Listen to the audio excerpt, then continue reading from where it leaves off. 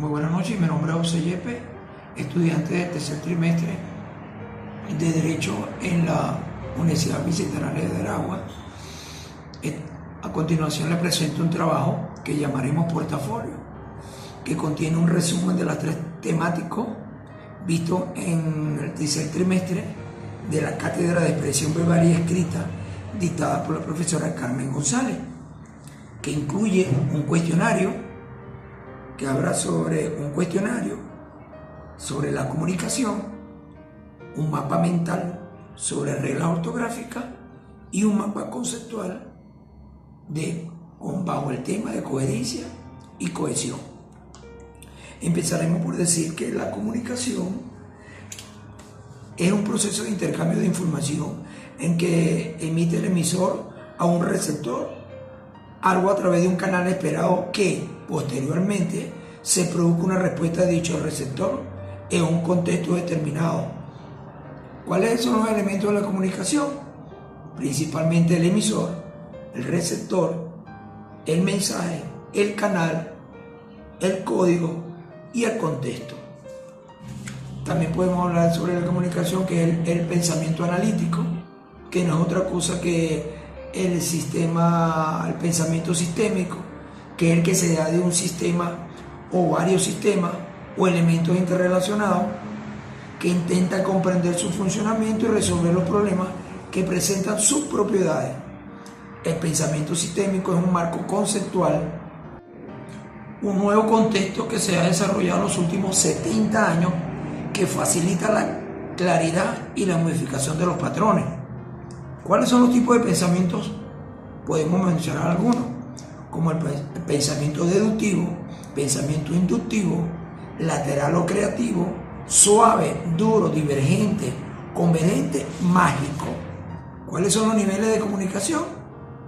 Existen el nivel interpersonal, el nivel grupal y el nivel masivo.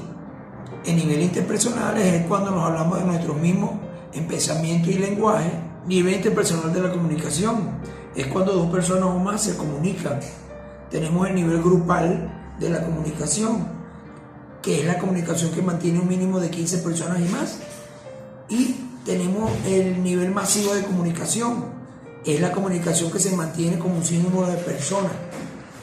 Seguidamente pasamos a la segunda evaluación, que hablamos del mapa mental sobre las reglas ortográficas, lectura y escritura.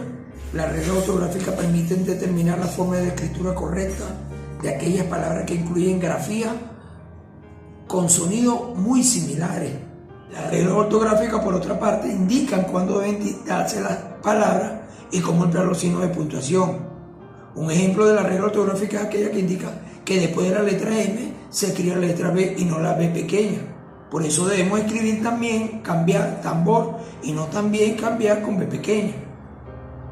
De manera similar, una regla ortográfica señala que tras la N debe escribirse la B pequeña en lugar de la B grande, pero no convidar, envío o invitación con B grande. Es importante destacar que algunos escritores e intelectuales han pedido eliminar las reglas ortográficas o al menos simplificarlas, como es el caso del escritor colombiano Gabriel García Márquez, quien sugirió que no debe utilizarse la letra H cuando la letra no cumple ninguna función, entre otras propuestas. Tenemos los signos de puntuación que delimitan las frases y los párrafos y establecen la jerarquía sintáctica de las proposiciones, consiguiendo así estructurar el texto, ordenar las ideas y jerarquizar en principales y secundarias y eliminar ambigüedades. La puntuación varía según el estilo de escritura. Sin embargo, la diferencia de estilo que se pueden presentar no eximen a nadie de cumplir con ciertas normas mínimas y de evitar errores generalmente considerados como inaceptables. De ahí la importancia de conocer y aplicar las normas básicas de la puntuación. Es una organización interna, al igual que sucede con el texto. El párrafo tiene una doble estructura de dos planos diferentes, una estructura profunda de contexto, de contenido o semántica, y una estructura superficial de expresión o formal.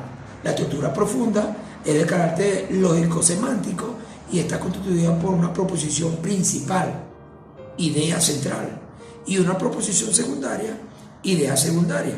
La proposición principal de cada párrafo está formal y semánticamente relacionada con el marco estructural del texto y es fundamentalmente para realizar el resumen o identificación de lo marco estructural global.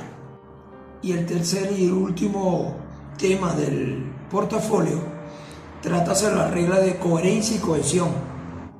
Y finalmente el conocimiento del mundo está referido a la percepción que el emisor tenga de su propio mundo, y de esto depende la coherencia del texto.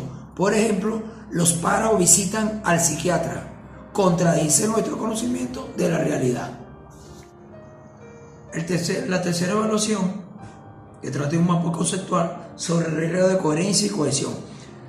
Podemos definir cómo la coherencia tiene que ver con el entramado o tejido textual, conformado por la articulación de elementos globales e integrales, de aspectos explícitos e implícitos, y la manifestación de la secuencialidad, la estructura semántica y la pragmática de texto, además de su organización interna. Para conseguir la coherencia textual existe una serie de mecanismos, entre los cuales está el tema, que es aquello que lo que se habla o escribe, o lo que se debe subordinar a todo y cada uno de los enunciados del texto. Informaciones que el emisor del texto supone que conoce el receptor, en esencial para que un texto sea coherente para el receptor, que el emisor haya acertado en sus presuposiciones. Las implicaciones tratan de las informaciones adicionales contenidas en un enunciado. Un enunciado es un tipo: cierra la puerta, contiene al menos 3 implicaciones. Hay una puerta, la puerta está abierta y el receptor está en condiciones de cerrarla.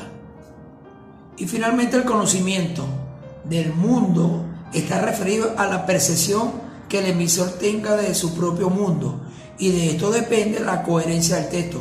Por ejemplo, los párrafos visitan al psiquiatra contradice nuestro conocimiento de la realidad, la que remite a algunos elementos u otros elementos, o la situación comunicativa que no está citado en el enunciado. Por ejemplo, quiero, señalando a un objeto allí presente. Y tenemos la referencia textual, es la que algunos elementos aluden o algo ya enunciado con anterioridad, la anáfora, o que se anunciará con posterioridad, la catáfora. Finalmente terminamos con el temático 4 del portafolio, que contiene la primera evaluación, que hablamos de la comunicación, hablamos de la segunda evaluación, que es de la regla ortográfica y de lectura, y de la regla de cohesión y coherencia. Buenas noches.